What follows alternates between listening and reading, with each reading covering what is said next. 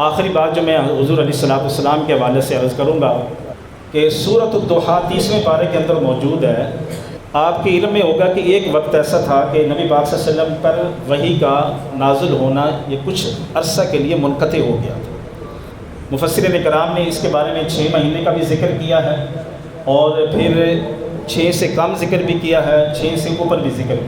تو اس وقت ابو لہب کی جو بیوی تھی ام جمیل، کیونکہ جو دشمن ہوتا ہے اس کو تو موقع چاہیے۔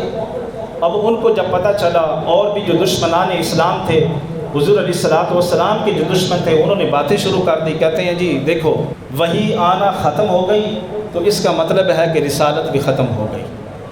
اور یہ حضور علیہ السلام کے متعلق دشمنان اسلام کہنے لگے کہ دیکھو یہ حضور علیہ السلام کو معاذ اللہ وحی کا وہم تھا، وحی آتی کوئی نہیں تھی، وہم تھا۔ اب تو سلسلہ ختم ہو چکا ہے۔ اور ام جمیل نے، ابو لہب کی بیوی نے تو اس قدر اپنی دشمنی کا اظہار کیا، وہ کہتی ہے کہ اے محمد صلی اللہ علیہ وسلم، آپ کا رب آپ سے ناراض، اس لیے وحی کا سلسلہ منقطع ہو گیا ہے۔ بتائیے میرے معزز دوستو، جب قرآن کا نزول ہو رہا ہو، حضور کے قلب اقدس پر کبھی کوئی آیت، کبھی کوئی صورت آ رہی ہو، تو یہ جو وقت تھا بہت مشکل تھا۔ دشمنان اسلام میں حضور کے متعلق جو باتیں کر رہے تھے، تو اللہ نے پھر کرم ایسا کیا، اپنے محبوب کو تسلی دی، اور پھر حضور علیہ السلام کو جو امید تھی اللہ کی ذات پر، اللہ رب العزت نے پھر قرآن کی کون سی صورت نازل فرمائی؟ اس صورت کا نام سورۃ الضحیٰ ہے۔ اور پھر سبحان اللہ، کیا شان! قرآن کی آیت اللہ چاہتا جہاں سے مرضی کا آغاز کر سکتا تھا۔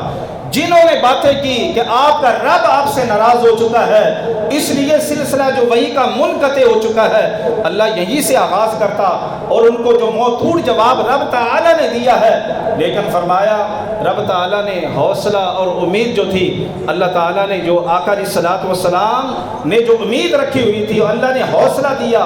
قرآن کی اس سورت کا آغاز کہاں سے ہوتا ہے؟ فرمایا والضحیٰ واللیل اذا سجا۔ آغاز کہاں سے کیا جا رہا ہے؟ محبوب کی جو شانوں کا اظہار کر کے اللہ فرما رہا ہے، محبوب آپ کے چہرہ والضحیٰ کی قسم، یہ جو باتیں کر رہے ہیں نا، سن لیں۔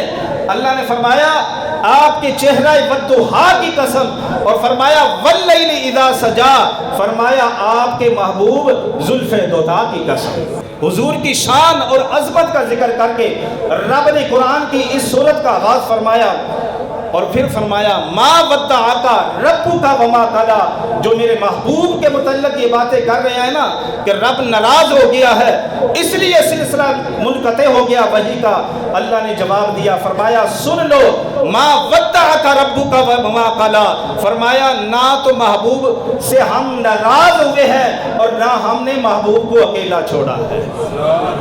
اللہ اکبر۔ اور پھر اللہ تعالیٰ نے ارشاد فرمایا وَلَلْآخِرَةُ خَيْرٌ لَكَ مِنَ الْأُولَىٰ، محبوب اب تو آپ کی آنے والی ہر گھڑی پہلی گھڑی سے بہتر ہوگی۔ اور کیوں بہتر ہوگی؟ اس کا ذمہ خود رب کائنات نے اپنے ذمے لے رکھا ہے۔ فرمایا کوئی آپ کی شان کو گھٹائے بڑھائے جو مرضی کرتا پھرے، لیکن محبوب ہم نے آپ کی شان کو اتنا بلند کر دیا ہے۔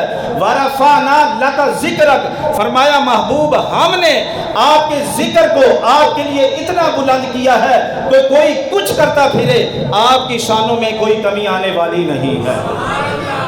جو یہ چاہ رہے تھے نا کہ حضور کا نام مٹا دیں، امام اہل سنت نے اسی آیت کو سامنے رکھ کے فرمایا مٹ گئے ہیں، مٹتے ہیں، مٹ جائیں گے آدھا تیرے، نہ مٹا ہے نہ مٹے گا کبھی چرچا تیرا۔ اور ورفعنا لک ذکرک کا ہے سایہ تجھ پر، ذکر اونچا ہے تیرا، بول بالا ہے تیرا۔ اور پھر آقا علیہ السلام کو متعلق اللہ تعالیٰ نے فرمایا وَلَسَوْفَ يُعْطِيكَ رَبُّكَ فَتَرْضَىٰ، محبوب ہم آپ کو اتنا عطا فرمائیں گے، اتنا عطا فرمائیں گے کہ آپ راضی ہو جائیں گے۔ امام اہل سنت بولے آج ہر بندہ یہ چاہتا ہے کہ رب راضی ہو جائے۔ آپ فرماتے ہیں کہ میں بھی چاہتا ہوں، آپ بھی چاہتے ہیں، نیک اعمال کر رہے ہیں، لیکن رب کیا چاہتا ہے؟ محبوب راضی ہو جائے۔ خدا کی رضا چاہتے ہیں تو عالم، خدا چاہتا ہے رضائے محمد۔ اور پھر فرمایا وَلَسَوْفَ يُعْطِيكَ رَبُّكَ فَتَرْضَىٰ أَلَمْ يَجِدْكَ يَتِيمًا فَآوَىٰ، کیا آپ کے رب نے آپ کو یتیم نہ پایا؟ پھر آپ کو کیا دیا؟ فآوا، ٹھکانہ دیا۔ الم یجدک یتیما فآوا ووجدک ضالا فہدی۔ اور پھر رب کائنات نے جب اپنے محبوب کو اپنی محبت میں گم رفتہ پایا تو آپ کو راہ بھی عطا فرما دی۔ ووجدک عائلا فاغنی۔ اور جب آقا علیہ الصلوۃ والسلام کو اپنے محبوب کو حاجت مند پایا تو اللہ تعالیٰ نے ساری نعمتیں عطا کے آپ کو غنی فرما دیا۔ ووجدک عائلا فاغنی فاما الیتیم فلا تقہر۔ آقا علیہ الصلوۃ والسلام کو رب کائنات نے فرمایا محبوب جب بھی کوئی یتیم آئے تو اس پر سختی نہیں کرنی ہے۔ وَأَمَّا السَّائِلَ فَلَا تَنْهَرْ۔ فرمایا سائل آ جائے اس کو جھٹکنا نہیں ہے، خالی ہاتھ نہیں بھیجنا ہے، اس کی جولیاں بھر کے بھیجنی ہے۔ وَأَمَّا بِنِعْمَةِ رَبِّكَ فَحَدِّثْ۔ اللہ رب العزت نے فرمایا محبوب یہ جتنی نعمتیں ہم نے آپ کو عطا فرمائی ہیں ان نعمتوں کا آپ نے چرچا بھی کرنا ہے، ذکر بھی کرنا ہے۔